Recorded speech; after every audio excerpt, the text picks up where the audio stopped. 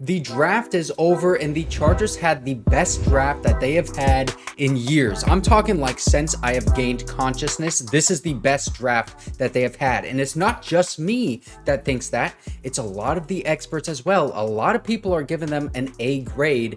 And once I break down all of these players for you and where they were taken and why they were taken, you're going to understand the full picture here and why it is such a great draft. So in the first round, the Chargers picked Joe Alt. Everyone knows this, and almost everyone collectively was disappointed at first.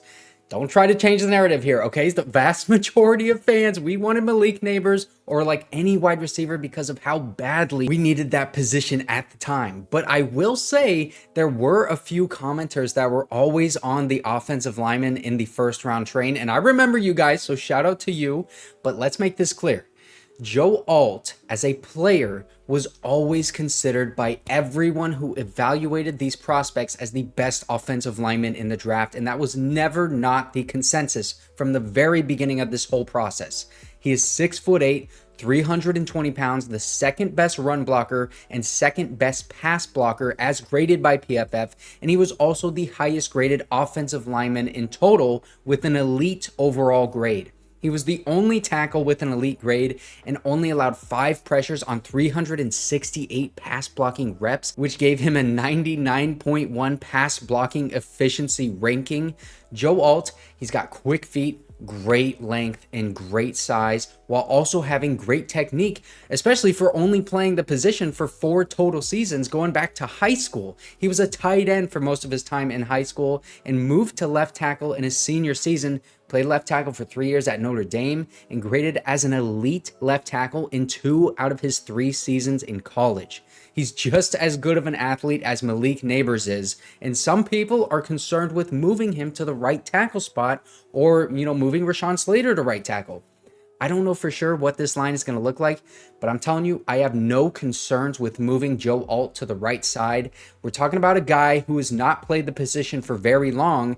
His father was a great left tackle in the league with the Chiefs for a long time, and he's already become an elite talent, Joe Alt has. I mean, he even played a bit of tight end in jumbo sets for Notre Dame. He had 36 snaps lined up at tight end, so he can truly line up anywhere on the line of scrimmage. Don't be surprised to see him as an eligible offensive lineman in short yardage scenarios, and he leaks out for pass because this guy is just a straight up good football player, and both Jim Harbaugh and Greg Roman, they have used offensive linemen in that way in the past, and I'm sure Joe Alt, like this dude, he can still play tight end. And Jim Harbaugh was asked about why pass on an elite weapon like Malik Neighbors.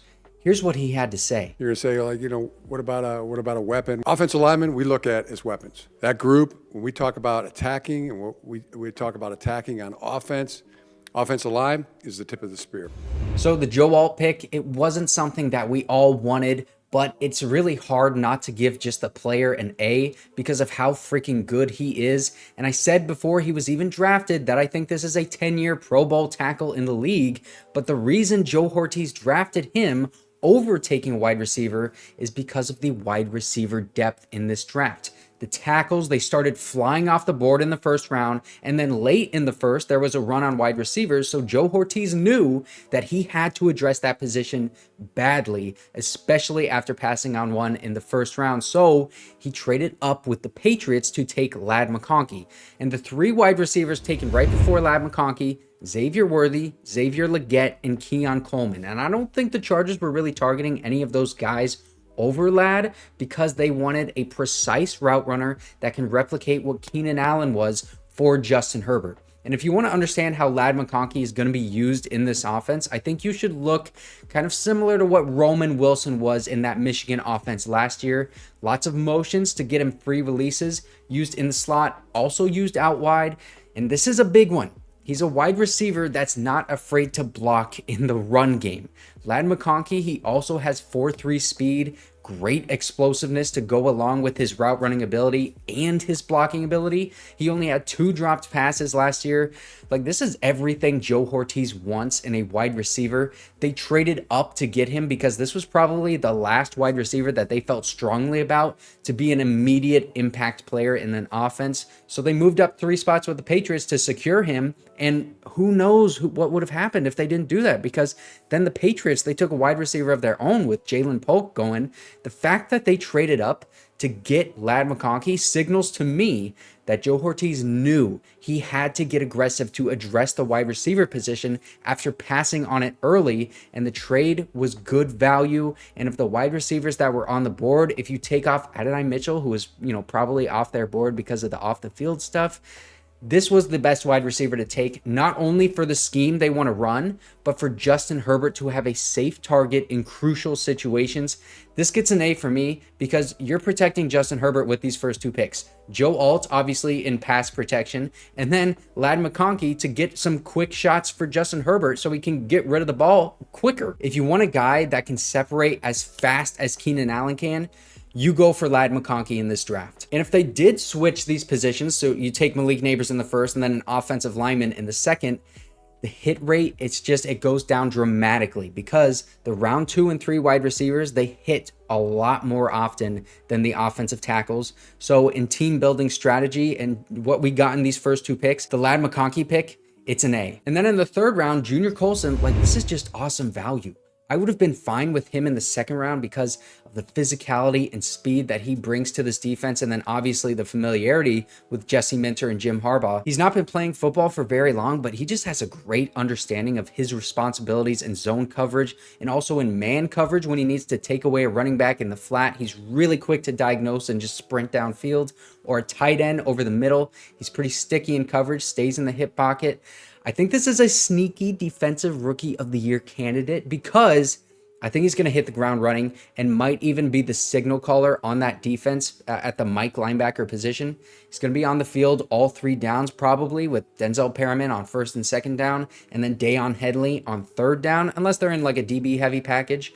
But this is a seamless fit on the team. I have to give it an A again. And I would also give an A to Underdog Fantasy, which is my favorite fantasy sports app. If you don't know, you can create an account using my promo link in the description and enter the code McLean, that is MACLANE, and you will get up to $100 matched on your first deposit.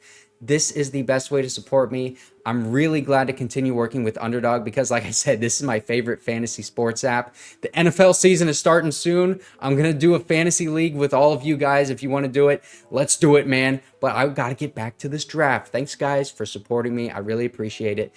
Now, Justin Eboigbe in the 4th round, okay? This is the first pick where I didn't really like the value, but I do understand the pick still. He's strong, physical presence on the defensive line. He's got positional versatility. He can do stunt moves really well. Combine him with one of your edge rushers on a stunt move, I think that could be a thing of beauty, man. And I think on rundowns, he can be really effective because of his high effort, strong hands. He's got pass rush upside too, and he showed perseverance coming back from his neck injury in 2022.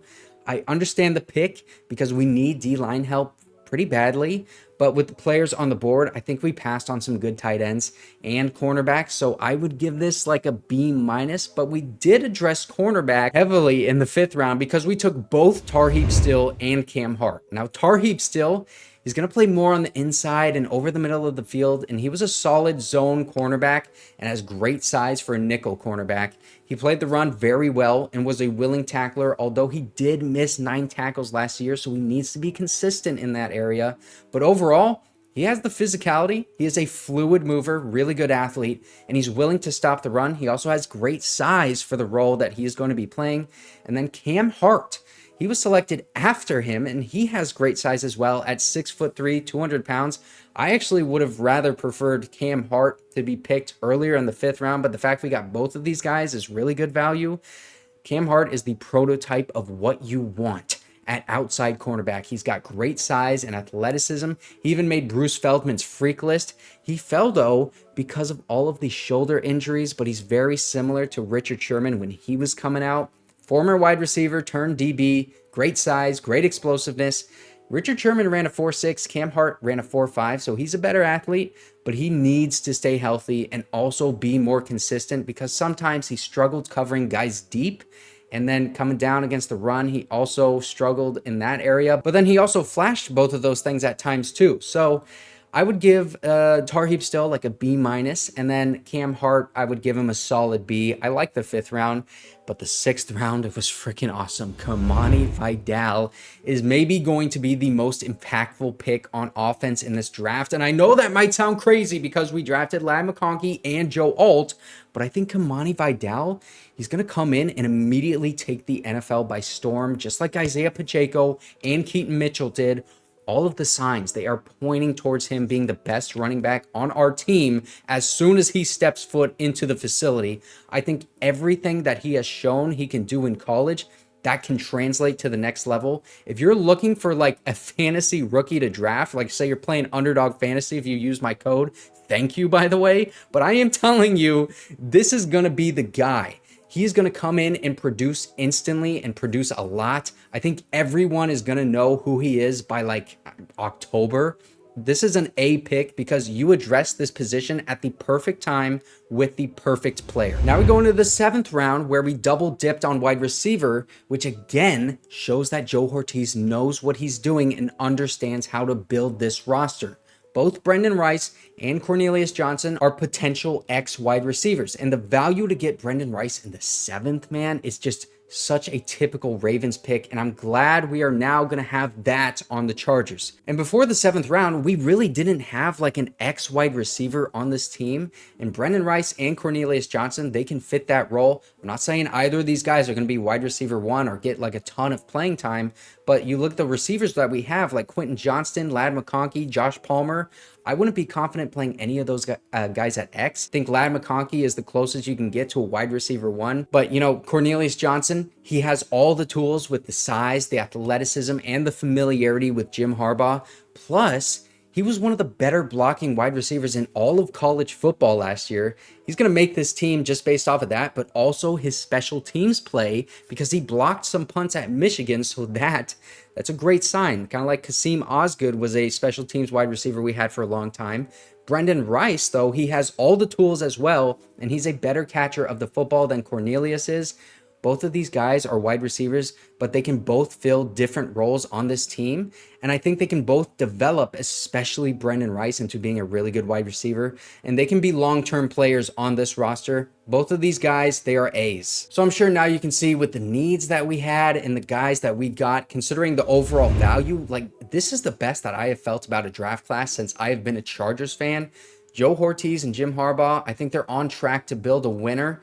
And we also got some competition coming in with this undrafted free agent class. Here's every single defensive guy. And then I also made a video about every offensive undrafted free agent.